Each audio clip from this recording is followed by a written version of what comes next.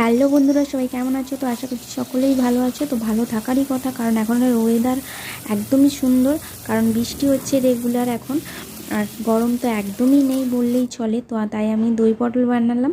তো দই পটল বানানোর জন্য প্রথমেই দেখতে পেলে পটলগুলো আমি ভেজে নিয়েছি। তারপর দেখো একে একে পেঁয়াজ, আদা, রসুন, টমেটো, লঙ্কা, হলুদ, নুন দিয়ে ভালো করে মশলা কষিয়ে নিলাম।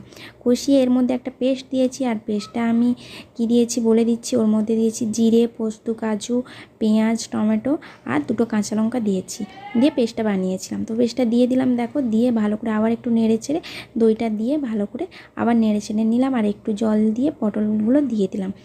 তো আমার রান্না অলরেডি রেডি হয়ে গেছে। আর পটলের তরকারিটা খেতেও যেরকম হয়েছিল, আর দেখো দেখতেও কিন্তু সেই রকমই হয়েছে। তো তোমরা বাড়িতে অবশ্যই কিন্তু ট্রাই করো। আর ভিডিওটা যদি ভালো লেগে থাকে লাইক, কমেন্ট, শেয়ার অবশ্যই করো, আর চ্যানেলটা সাবস্ক্রাইব করে দিও। তো চলো আজকের মতো টাটা।